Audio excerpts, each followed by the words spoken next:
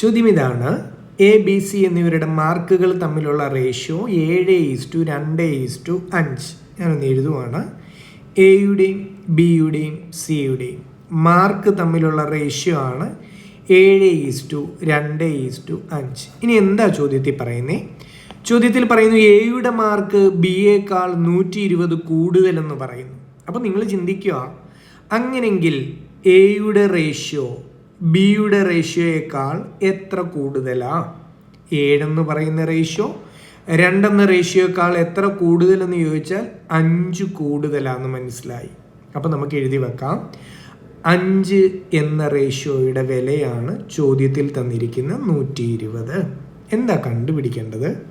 ബിയുടെ മാർക്ക് സിയേക്കാൾ എത്ര കുറവെന്നാണ് കണ്ടുപിടിക്കേണ്ടത്. ബി എന്ന് പറയുന്ന ആളുടെ റേഷ്യോ സിയേക്കാൾ എത്ര കുറവെന്നൊന്ന് നോക്കി. 2 എന്ന റേഷ്യോ 5-നേക്കാൾ എത്ര കുറവാ? 3 കുറവാ. അപ്പോൾ നമുക്ക് കണ്ടുപിടിക്കേണ്ടത് 3 എന്ന റേഷ്യോയുടെ വില എത്ര എന്നാണ് കാണേണ്ടത്. ക്ലിയർ ആയോ? ക്രോസ് മൾട്ടിപ്ലൈ ചെയ്താൽ പോരെ, ആൻസർ ആയില്ലേ? 3 × 120/5. എങ്ങനെ ക്യാൻസലേഷൻ? 5 കയറി 120നെ വെട്ടിക്കളയും അല്ലേ? 24 × 5 ആണ് 120. അപ്പം ബാക്കി എന്ത് വന്നു?